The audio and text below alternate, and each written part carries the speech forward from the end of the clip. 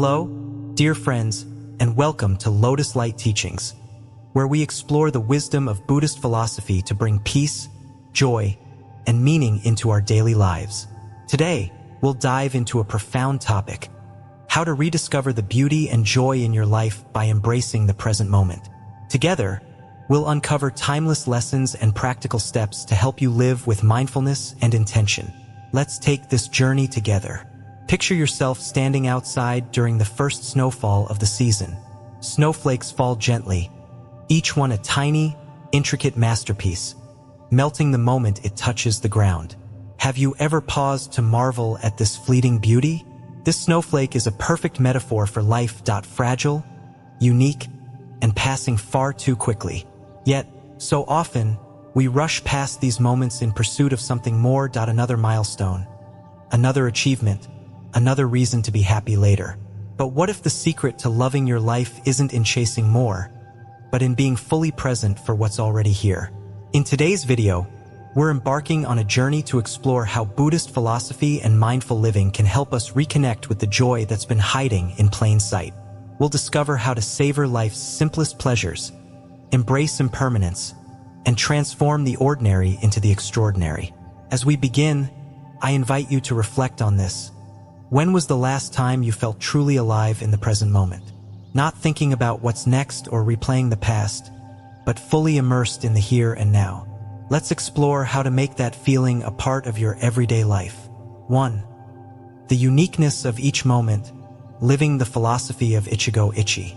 Imagine for a moment that you're walking through a snowy field, your breath visible in the cold air.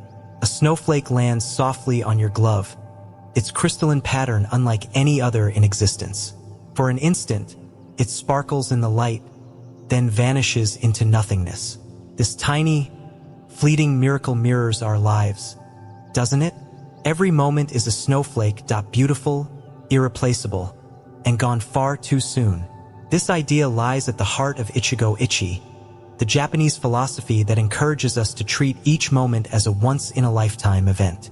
It is a gentle yet profound reminder that no interaction, no experience, no heartbeat will ever happen in quite the same way again. But how often do we truly live this way? Most of us rush through life, planning for tomorrow, reliving yesterday, and missing the exquisite reality of now. We drink our morning coffee while scrolling through emails, half tasting its warmth and richness. We nod at loved ones while thinking about our to-do lists, oblivious to the preciousness of their presence. Yet life, in its essence, unfolds only in the present. Every breath, every smile, every raindrop on your skin is a gift offered once and never again. The Buddhist concept of mindfulness aligns closely with Ichigo Ichie. Both philosophies invite us to awaken fully to the moment before us, not as a stepping stone to something else, but as an end in itself. One story from the Buddha's teachings illustrates this beautifully. A monk asked the Buddha, "How can we find peace in this chaotic world?" The Buddha responded with a simple instruction: when walking, walk. When eating, eat. At first glance, this advice may seem trivial, but its depth lies in its simplicity. When we give ourselves entirely to the act of walking or eating, or any moment, we unlock the peace and joy embedded within it. Let's consider Sarah's story. A busy executive, Sarah often felt disconnected from her young son. One evening, as he asked her to play a board game, she resisted the urge to multitask.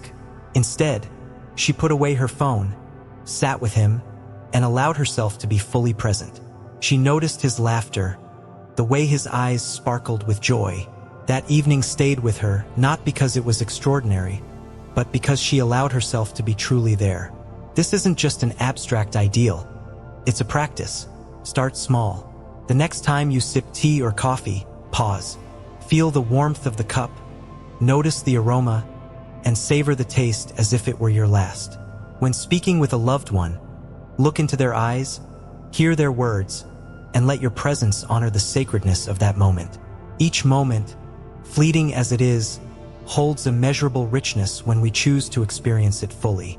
Life doesn't need to be perfect or grand to be beautiful. It only asks for our attention. 2.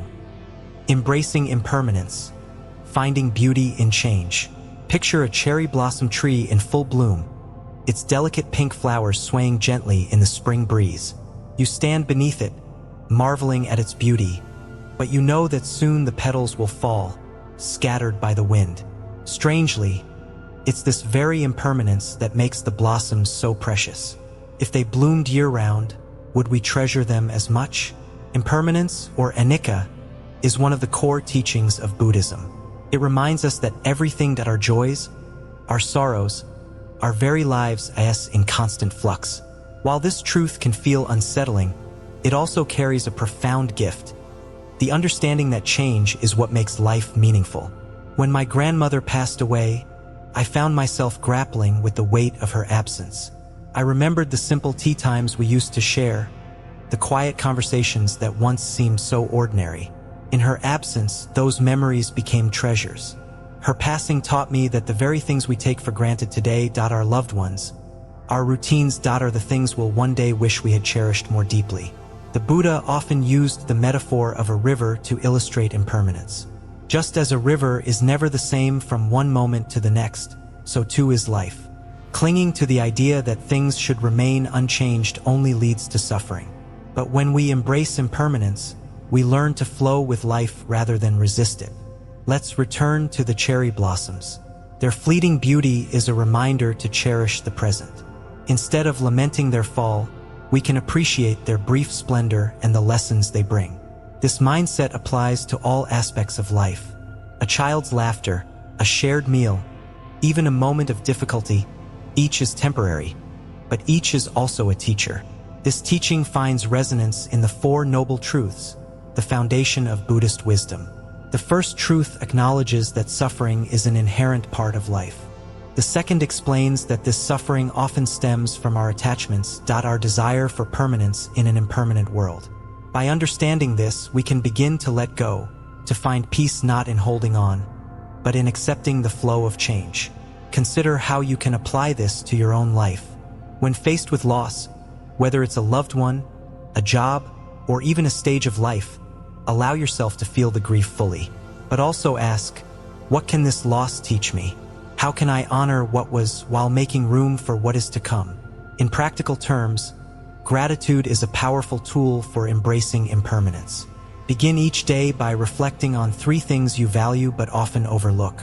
Perhaps it's the sound of rain against your window, the warmth of your bed, or the smile of a stranger.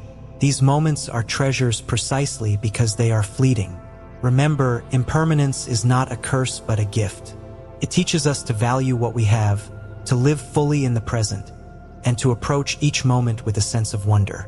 Life is like the cherry blossoms, fragile, brief, but breathtakingly beautiful when we allow ourselves to see it.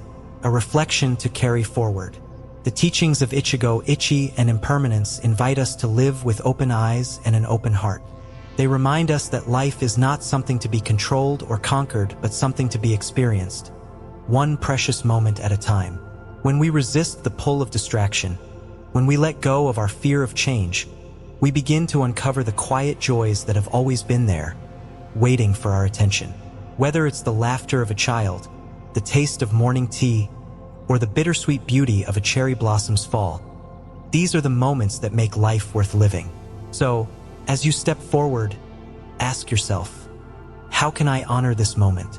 How can I cherish the snowflake before it melts, the cherry blossom before it falls? Let this question guide you, and may it lead you to a life of deeper peace, gratitude, and joy. 3. The freedom of single tasking.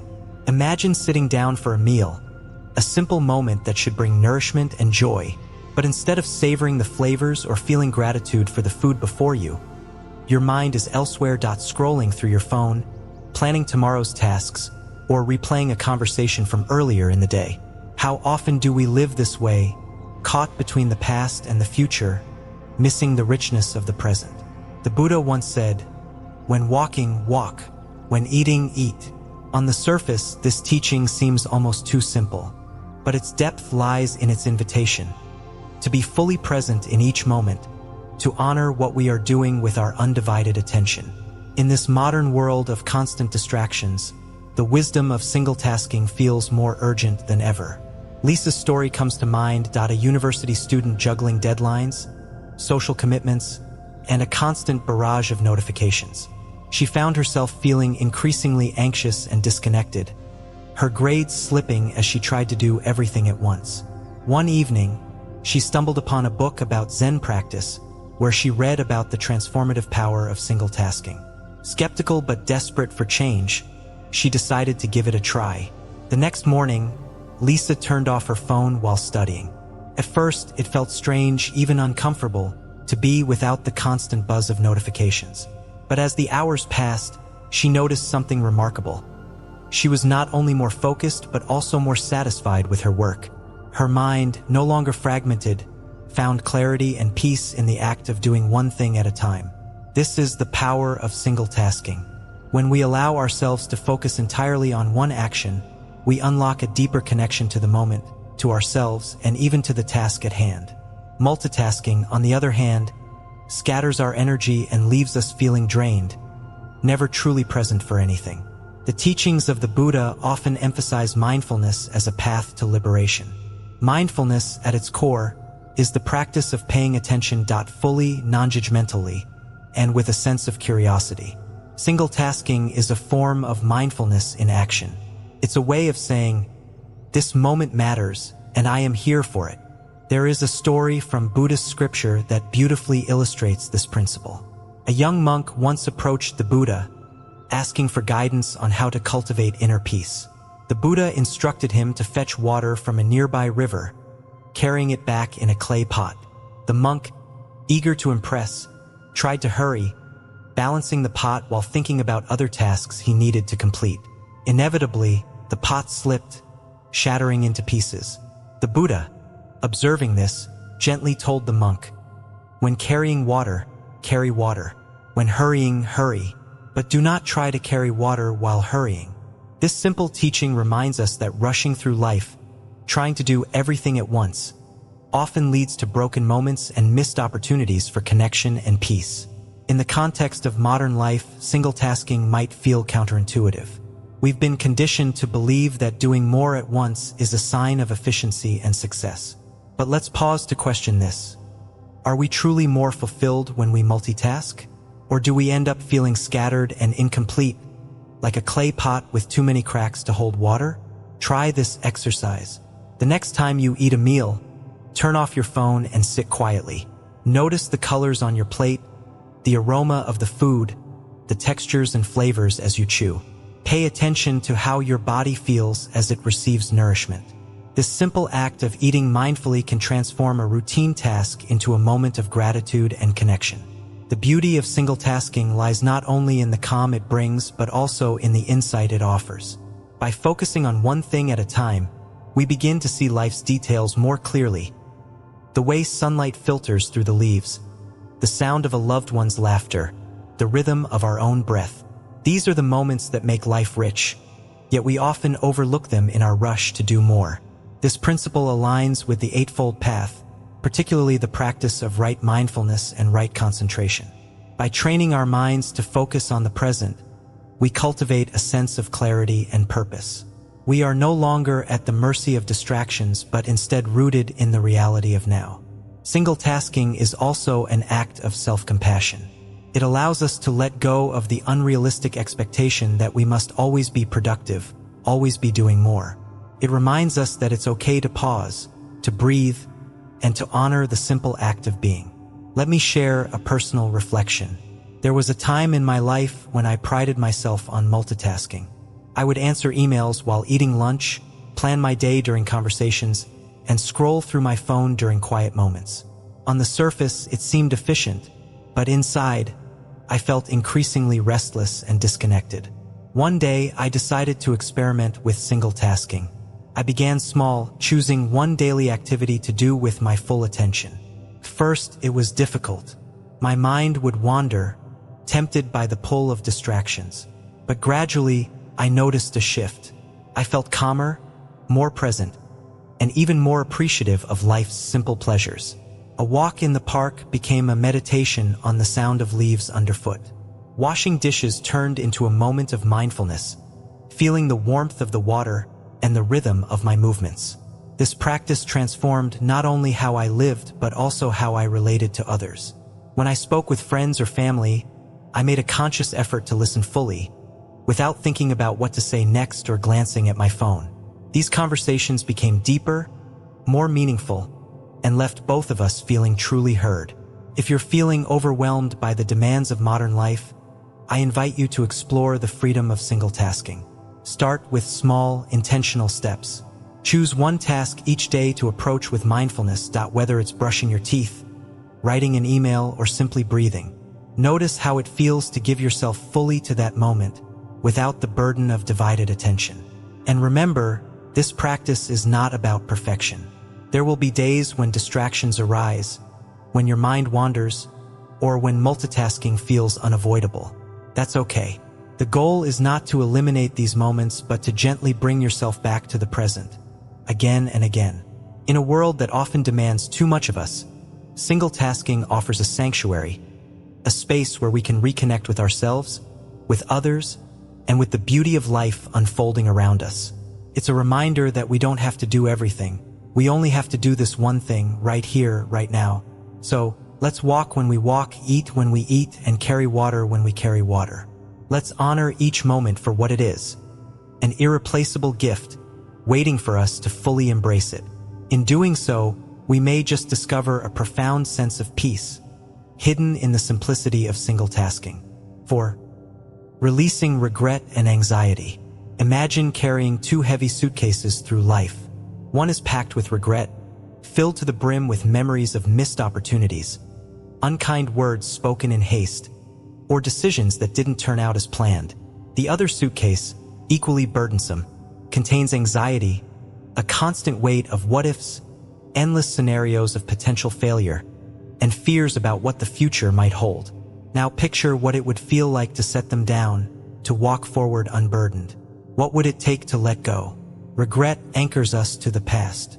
It whispers in our ear, reminding us of the times we fell short, the roads not taken, and the moments we wish we could rewrite. Yet, no matter how deeply we dwell on the past, it cannot be changed. The Buddha taught that clinging to what has already passed is a source of suffering. In one of his most poignant teachings, he compared this clinging to being shot by two arrows. The first arrow is the pain of the experience itself, while the second arrow is the suffering we inflict upon ourselves by refusing to let go. John's story is a reminder of this truth. A retiree in his late 60s, John often lamented the fact that he never pursued his dream of becoming an artist.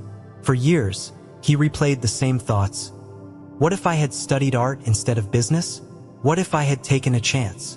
This regret overshadowed much of his later life, until one day he decided to act. He enrolled in a painting class at a local community center, feeling awkward and out of place among the younger students.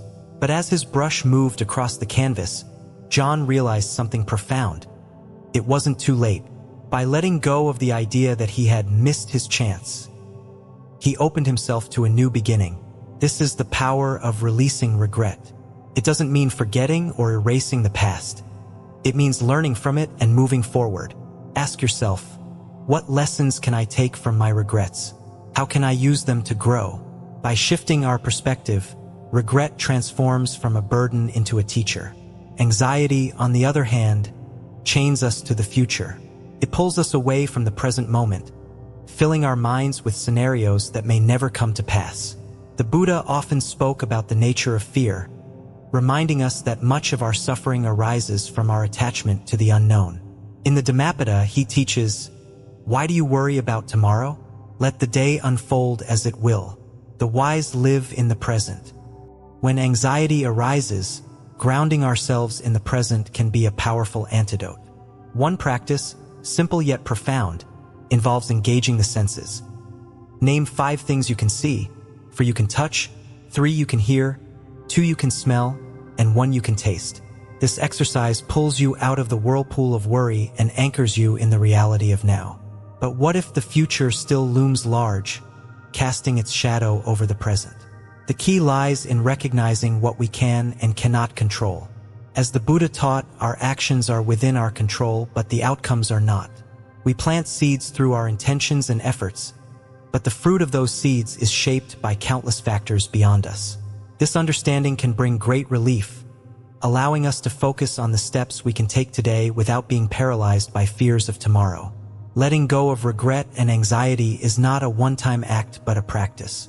It requires patience, self-compassion, and a willingness to return to the present moment, again and again. Each time we set down those suitcases, even for a moment, we create space for peace and joy to enter our lives. 5. Loving more deeply through awareness. Imagine building a sandcastle on the shore. You pour your heart into shaping its towers and walls, knowing all the while that the tide will eventually wash it away. Does this make the sandcastle less beautiful, or does it make the time spent building it even more precious?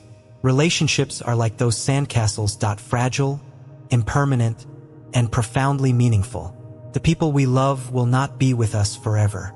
Recognizing this truth can feel heartbreaking, but it also offers us a path to deeper connection and gratitude. Emma's story is a beautiful example. As a caregiver for her aging mother, Emma often felt overwhelmed by the weight of her responsibilities. There were days when exhaustion and frustration overshadowed her love. But one quiet evening, as Emma helped her mother to bed, her mother began sharing a story from her childhood, a story Emma had never heard before. For a moment, the daily burdens melted away, replaced by the simple joy of connection. That conversation became a cherished memory, a reminder of the fleeting nature of their time together. The Buddha taught that every meeting is a once-in-a-lifetime event. This teaching, echoed in the Japanese philosophy of Ichigo Ichie, encourages us to approach every interaction with presence and intention. When we see each moment with a loved one as unique and unrepeatable, we naturally bring more awareness, kindness, and gratitude to our relationships. How often do we take the people in our lives for granted? A spouse's smile, a friend's laughter, or a child's curiosity. These are the moments that make life rich, yet they can easily fade into the background of our busy lives. To love more deeply, we must learn to see these moments as they truly are: gifts. This awareness also calls us to express our love openly and often. A simple thank you or I appreciate you can strengthen bonds and create moments of connection that linger long after they are spoken. Love, when shared freely, has the power to transform not only our relationships but also our own hearts.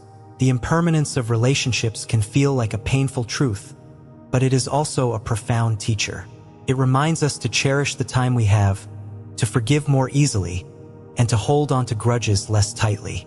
When we love with the awareness that nothing lasts forever, we love more fully and without reservation.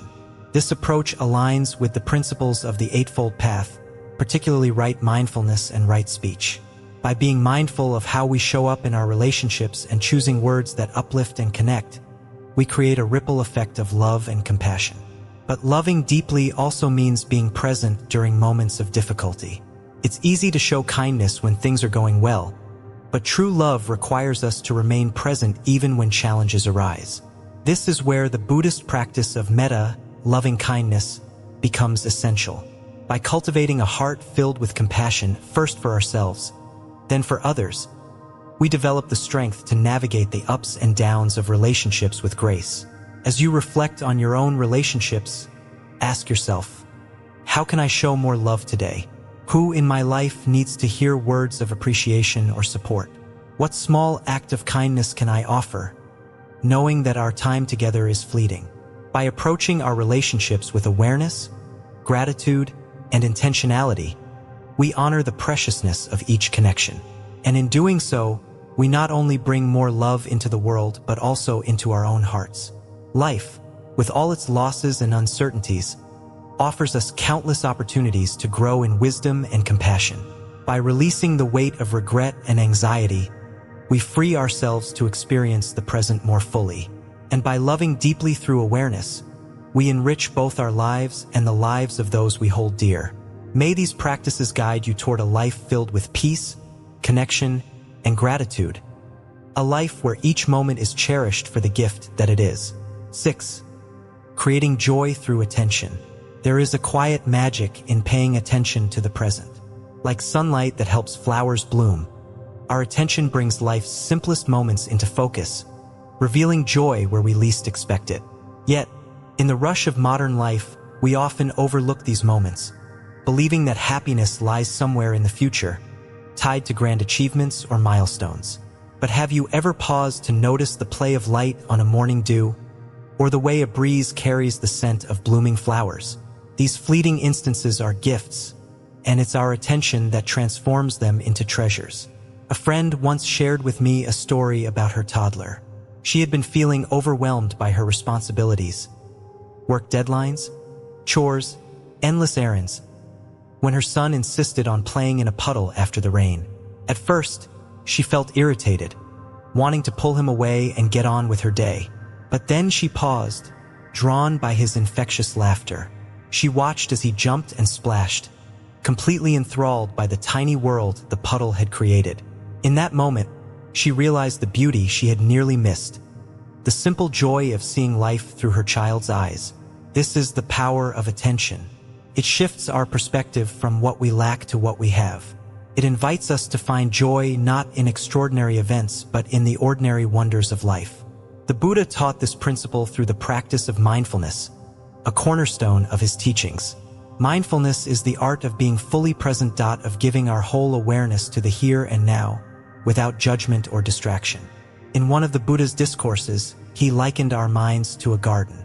If left untended, the garden becomes overrun with weeds, negative thoughts, anxieties, and distractions.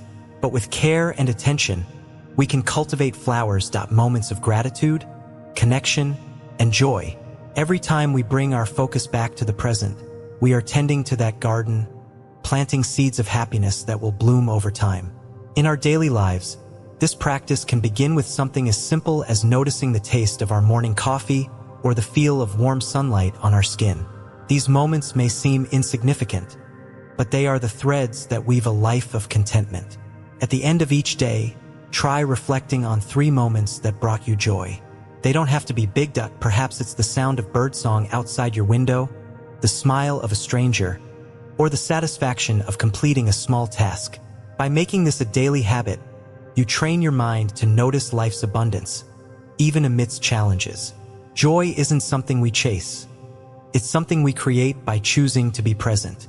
Like my friend watching her son in the puddle, we often find that life's most profound moments come when we stop, pay attention, and let the world reveal its beauty to us. 7. The illusion of control. Life flows like a river, its currents winding through moments of calm and turbulence. We stand at its edge, often trying to shape its path, to direct the water where we think it should go. But no matter how hard we push, the river flows on, indifferent to our efforts. This is the illusion of control. The belief that we can bend life to our will, and the suffering that arises when we fail. The Buddha understood this deeply. He taught that much of our pain comes from clinging to ideas of how life should be, rather than accepting it as it is. In the Dhammapada, he reminds us, craving brings sorrow, craving brings fear. If you are free from craving, there is no sorrow or fear. When Alex lost his job, he felt as though the ground had been pulled out from under him. He had spent years building his career, believing that his success was a reflection of his worth. Suddenly, that stability was gone, and with it, his sense of identity.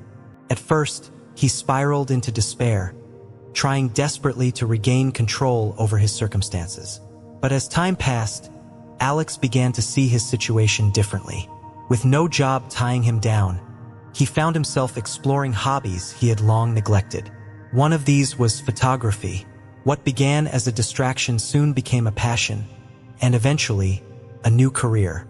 By letting go of his attachment to what he had lost, Alex opened himself to unexpected possibilities. This is the paradox of control. The more we try to force life into a specific shape, the more we struggle. But when we release that need for control, we create space for growth, healing, and transformation. In Buddhist philosophy, this understanding is closely tied to the principle of impermanence, or anicca. Everything in life is transient. Our joys, our sorrows, even our own selves. Clinging to the idea that anything is permanent only leads to suffering. Instead, the Buddha invites us to flow with life's changes, trusting that each moment, whether pleasant or painful, is part of a larger journey. Letting go doesn't mean giving up. It means shifting our focus to what we can control: our actions, our attitudes, and our ability to adapt. When faced with uncertainty, try repeating the mantra, "I release what I cannot control and embrace the opportunities before me." These words remind us to center our energy on what truly matters, rather than wasting it on what we cannot change. This practice is particularly powerful during times of loss or change. Whether it's the end of a relationship, the loss of a job, or a personal failure, our first instinct is often to resist, to hold on to what once was. But as the Buddha taught, peace comes not from resistance but from acceptance. Imagine yourself as a leaf carried by the river's current. You cannot control where the river flows, but you can choose how you navigate it. You can fight the current, exhausting yourself in the process, or you can let go and allow it to carry you forward. This doesn't mean passivity. It means trusting that the river will take you where you need to go, even if the destination isn't immediately clear. As you reflect on your own life, consider this: what are you holding on to that no longer serves you? What would it feel like to release that burden, to trust in life's flow? In the end, the illusion of control is just that an illusion. The river of life will always flow, whether we fight it or embrace it. By choosing the latter, we free ourselves from unnecessary suffering and open our hearts to the beauty and possibility of the present moment. Both attention and acceptance are transformative practices. Attention helps us find joy in the small, overlooked details of life, while acceptance frees us from the suffering of clinging and control. Together, they form a path to peace, a way of living that is rooted not in striving but in being. May these reflections inspire you to pause, to notice, and to trust. For in doing so, you will discover that life's greatest gifts are often already within your grasp, waiting to be seen. 8. Finding growth in discomfort. There is a story about a piece of gold being refined in fire. Initially, the gold is dull, covered in impurities, its true value hidden. But as it endures the fire's intense heat, those impurities are burned away, and what remains is pure brilliance. Life often works the same way. Challenges and discomfort are the fires that test us, shaping us into stronger, more compassionate, and more resilient versions of ourselves. Discomfort is not something most of us seek out. We tend to avoid it, fearing the pain it might bring. Yet, as the Buddha taught, suffering is an inevitable part of life. In the Four Noble Truths, he explained that suffering arises from attachment and aversion, our desire for things to be different from what they are. But within this truth lies the path to liberation. By leaning into discomfort instead of resisting it, we can uncover profound lessons and opportunities for growth. Maya's story exemplifies this. After her divorce, she felt as though her world had crumbled. The person she had built her life around was no longer there, and she was left to face an uncertain future. At first, the pain was overwhelming. She avoided it, numbing herself with distractions and trying to fill the void with anything that could mask her hurt. But eventually, Maya realized that running from her discomfort only prolonged it. One evening, she sat with her feelings instead of pushing them away. She allowed herself to cry, to grieve the life she had lost, and to confront the fears she had been avoiding. It wasn't easy, but it was transformative. Over time, Maya discovered an inner strength she hadn't known she possessed. She learned to rely on herself, to find joy in her own company, and to build a life that was truly her own. The experience, though painful, taught her resilience, self-reliance, and a deeper appreciation for the present moment. The Buddha often spoke of challenges as opportunities for awakening. In the Dhammapada, he said, "As a solid rock is not shaken by the wind, so the wise remain unmoved by blame and praise." This teaching reminds us that difficulties are not meant to break us, but to steady us, to help us cultivate inner stability and wisdom. When we face discomfort, it's natural to ask, "Why me?" But what if we reframed the question to, "What can I learn from this?" This simple shift in perspective can turn even the most painful experiences into sources of growth. Instead of seeing challenges as obstacles, we begin to see them as teachers. In my own life, I faced moments that felt insurmountable. There were times when loss, failure, or uncertainty left me questioning my path. But looking back, those were the moments that shaped me the most. They taught me patience, humility, and the importance of letting go. They reminded me that even in darkness, there is the possibility of light. When discomfort arises, try sitting with it instead of running away. Close your eyes, take a deep breath, and ask yourself, what is this moment teaching me? It might be teaching you courage, compassion, or the importance of boundaries. It might be showing you where you need to grow or what you need to release. Growth doesn't happen overnight, and it's rarely easy. But just as gold emerges from fire, so too do we emerge from challenges more refined, more brilliant, and more in tune with our true selves. 9. The power of letting go. Imagine holding onto a rope, your hands clenched tightly even as it begins to burn. You hold on because you fear what will happen if you let go. But the longer you grip it, the more pain it causes.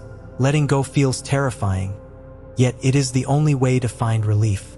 In life, we often cling to things that no longer serve us. Possessions, grudges, expectations, or relationships. We hold on out of fear, habit, or the belief that we need these things to be whole. But as the Buddha taught, clinging is one of the primary causes of suffering. To find peace, we must learn to release what weighs us down. Maria's story comes to mind. She had always taken pride in her home, filling it with objects she believed defined her identity. Over the years, these possessions began to accumulate, creating clutter not only in her physical space but also in her mind. She felt trapped, overwhelmed by the very things she once cherished. One day, Maria decided to declutter her home. At first, it was difficult. Each item seemed to carry a memory or a sense of obligation. But as she let go of what no longer brought her joy, she felt a weight lift. Her home became lighter, more open, and so did her heart. She realized that happiness didn't come from material things but from the freedom to live without their burden. Letting go is an act of courage. It requires us to confront our attachments and ask, is this helping me, or is it holding me back? This question applies not only to physical possessions but also to emotions and beliefs. Are we holding on to resentment, replaying old arguments in our minds? Are we clinging to unrealistic expectations of ourselves or others, setting ourselves up for disappointment? The Buddha often used the metaphor of a raft to illustrate this concept. He said that a raft is essential for crossing a river, but once we've reached the other side, it serves no purpose. To carry it with us would only create unnecessary burden. In the same way, we must learn to release what has fulfilled its purpose in our lives, trusting that we can move forward without it. One practice that can help is visualization. Close your eyes and picture your worries or attachments as leaves floating on a river. Imagine placing each one gently on the water and watching it drift away. This exercise doesn't erase the challenges but helps us cultivate a sense of acceptance and release. Letting go also opens us to new possibilities. When we cling to the past, we block ourselves from embracing the present. But when we release what no longer serves us, we create space for growth, joy, and new experiences. In my own journey, I found that letting go often feels like a loss at first. There's a sense of grief for what could have been or for what once was. But over time, I've come to see it as an act of self-love, a way of making room for what truly matters. Ask yourself, what are you holding onto that no longer serves you? It might be a relationship that has run its course, a belief that limits you, or a fear that keeps you from moving forward.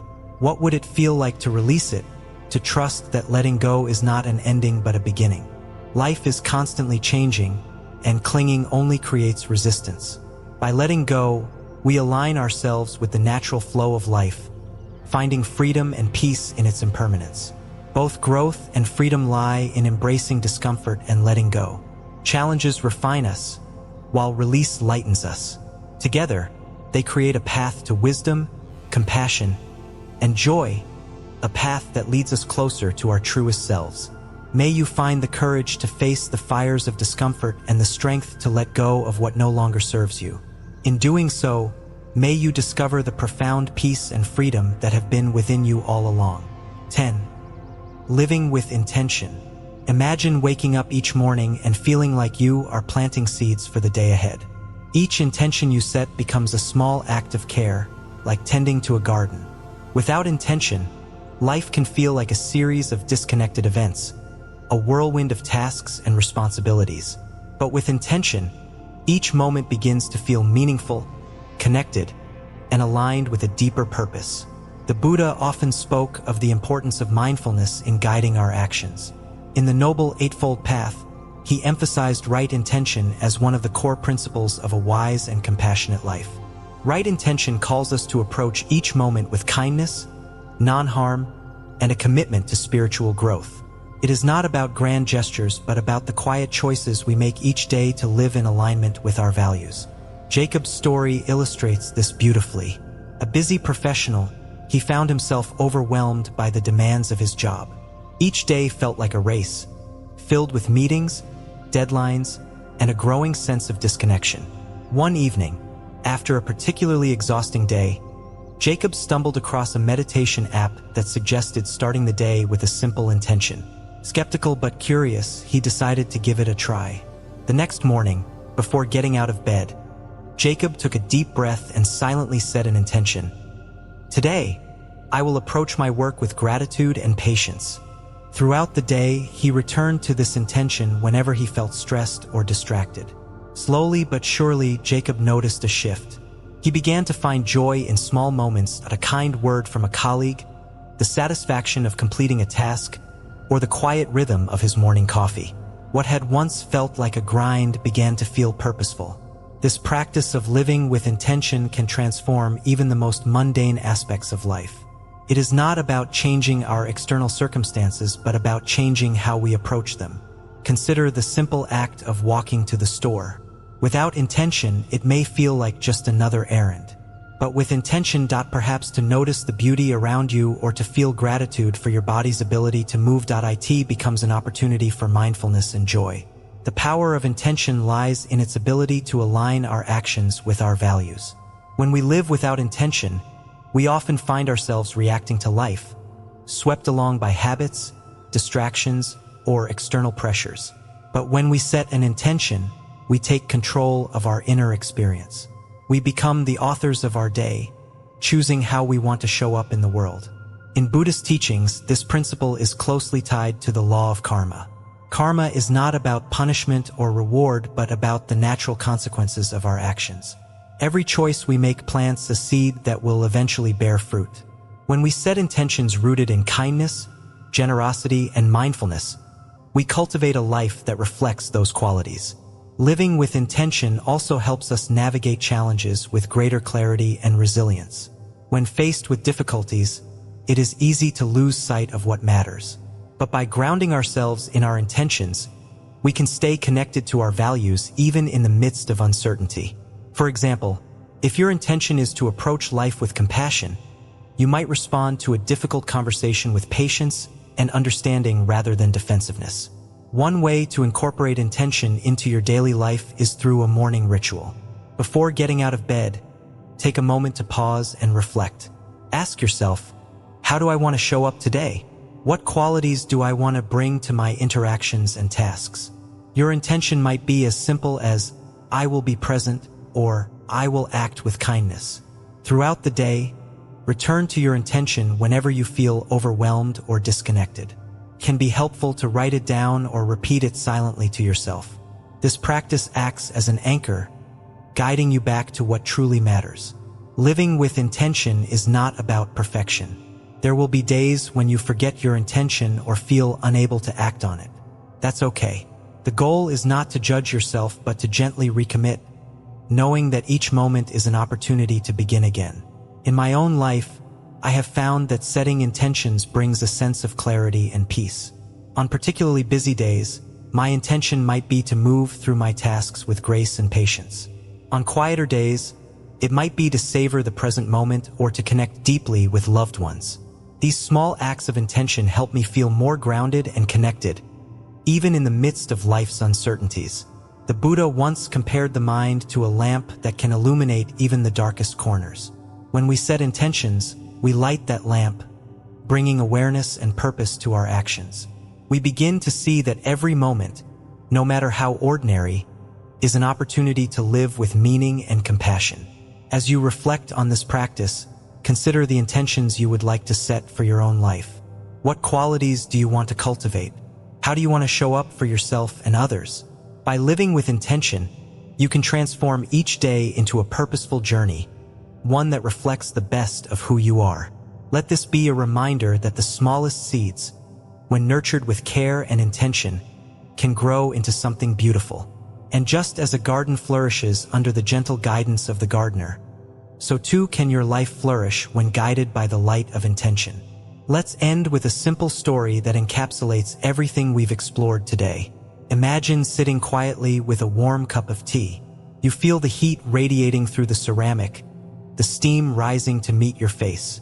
You take a sip, fully savoring its taste, its warmth, and the moment it offers. This cup of tea is your life, a small, fleeting gift, meant to be cherished right now, just as it is. Buddhist wisdom teaches us that happiness isn't waiting for us somewhere in the future. It's not in the next achievement, the next relationship, or the next goal. It's here, in the cup of tea before us, in the laughter of loved ones, in the sound of the wind through the trees. So, as we close today, I encourage you to pause. Look around. What beauty have you been rushing past? What simple moment could you cherish right now? And how can you carry this mindfulness into the rest of your day and your life? If today's reflection resonated with you, I'd love for you to share your thoughts in the comments below. Let us know what small joys you're rediscovering. And if you believe this message could bring peace or inspiration to someone else, please like and share this video to spread the light. Thank you for being here, for being present, and for being part of this community. Until next time, take care of yourself and cherish each fleeting moment. Life is a precious gift. One sip, one breath, one snowflake at a time.